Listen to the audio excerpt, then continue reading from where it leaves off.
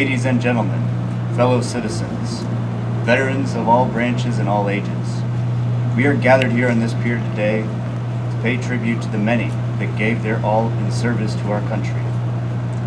Like Pericles' funeral oration delivered nearly 2,500 years ago in Athens, I will reference our ancestors, as is the theme for the day. 240 years ago, this coming July 4th, the American colonies declared itself independent from the British Empire. This declaration was written in a black ink and a lesser visible, but heavy, red ink. As a scout, I had the honor last year of walking along the same trail that Captain Isaac Davis led Acton Company militia to confront British regulars at Concord, Massachusetts. Isaac was the first to die in the Revolutionary War. This exact trail was thought to be lost until an Eagle Scout 50 years ago retraced it, and annually at the Isaac Davis Camporee, on the date he marched, 500 scouts from across New England retrace this hero's forgotten footsteps. Isaac's leadership and valor were the catalyst for a new country to be born, one that would leave its mark on the world for centuries to come. Thousands of patriots like Isaac Davis took up the cause to form something new and risky. They dreamt of a glorious republic that would become the beacon of hope for generations to come. These brave men fought with valor, and sadly many never lived to see that dream, but their legacy remains. We are a nation of fighters. Nothing was ever given to us. We had to fight for it. Today, we are reminded of the heavy price this country has had to pay the last 240 years to keep the Patriots' dream alive. We must also recognize this. Blood was spilled to make this nation possible. Blood was spilled to keep it together, and blood was spilled to defend it from enemies who wish to do her harm. This is a price we do not like to pay, but must. There is no progress without sacrifice. A free nation needs those willing to die for it to be preserved. Today, we have over 2 million men and women willing to lay down their lives to protect our ways of life and our nation.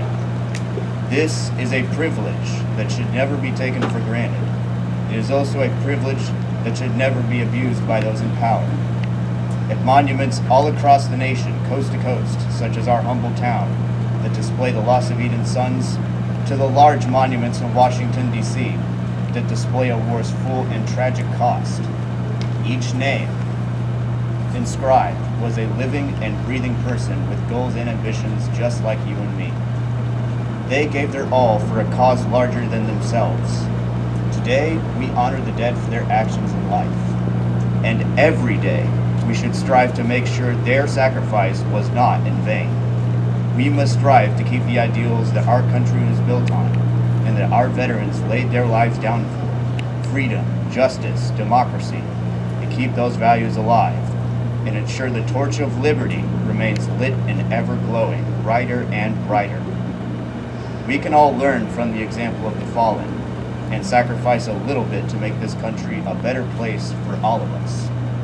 This is what I believe is the greatest way to honor those who are the fallen, but never the forgotten.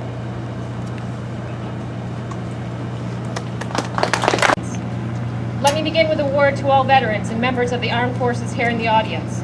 Thank you all for your selfless service.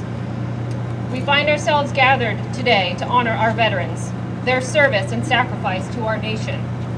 Many Americans across the years and in recent conflicts have answered the call to duty. Memorial Day is a day of remembrance and reflection on those Americans who have answered the call of duty and served in harm's way for the sake of this country, and in particular, those military heroes who have paid the ultimate sacrifice. We hold these heroes up in our hometowns, and we honor their greatest sacrifice. We extend tributes of thanks and share memories of these veterans as people gather here and at cemeteries, memorials, and parades elsewhere to reflect on the valor of the fallen and to recognize the American freedoms and ideals they fought so hard to protect. Memorial Day is also an opportunity to assure that these brave men and women, your family members, your neighbors, your friends, will not be forgotten and that they remain forever in our hearts.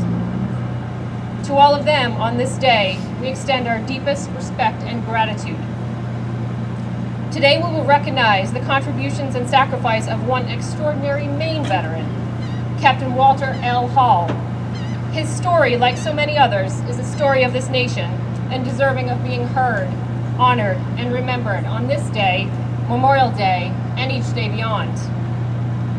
Captain Walter Hall was born in 1940 and hailed from Old Town, Maine.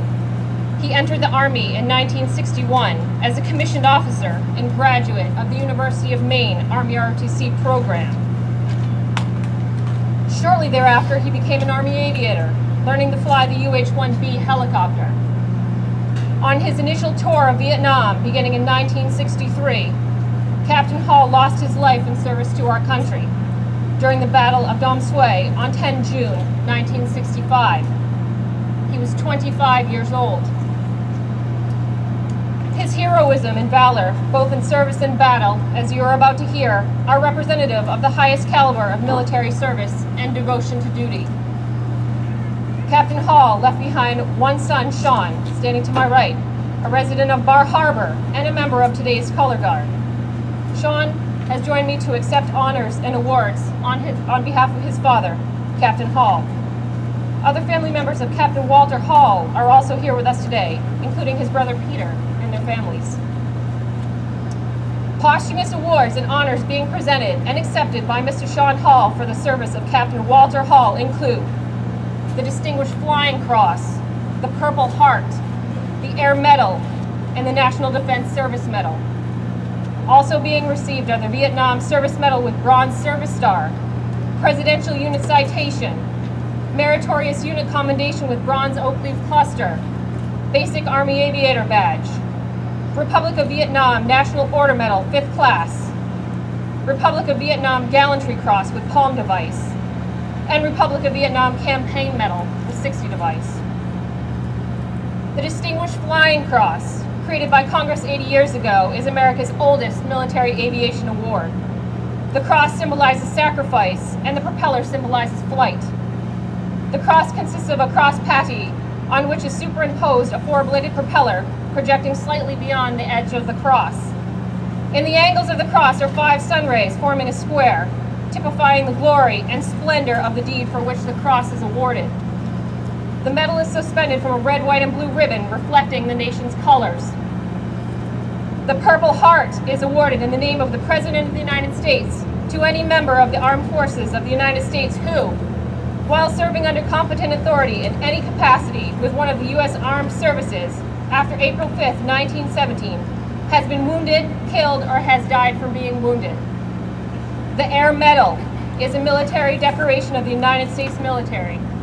The medal was created in 1942 and is awarded for meritorious achievement while participating in aerial flight. I will now read the awards and citations. Attention to orders. The Distinguished Flying Cross. The United States of America, to all who see these, presents greeting.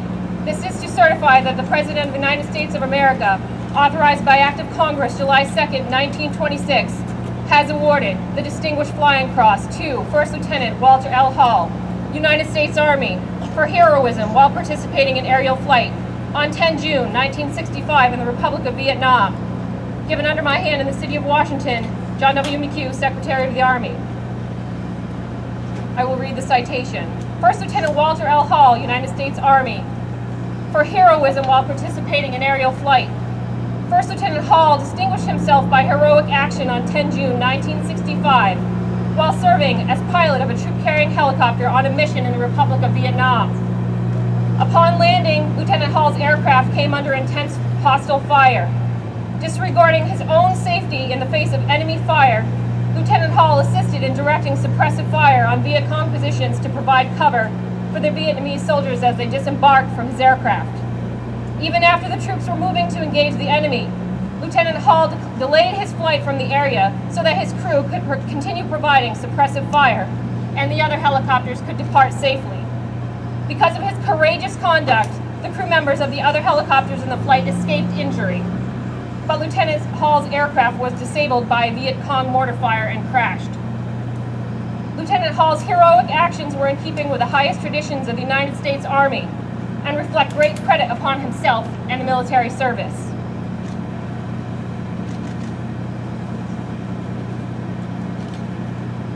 The Purple Heart. The United States of America, to all these presents greeting. This is to certify that the President of the United States of America has awarded the Purple Heart, established by General George Washington at Newburgh, New York, August 7, 1782, to Captain Walter L. Hall, 118th Aviation Company Air Mobile, for wounds received in action, resulting in his death on 10 June 1965 in the Republic of Vietnam. Given under my hand in the city of Washington this 29th day of September 2015, John W. McHugh. The Air Medal. The United States of America, to all who see these, presents greeting. This is to certify that the President of the United States of America, authorized by Executive Order 11 May 1942, has awarded the Air Medal.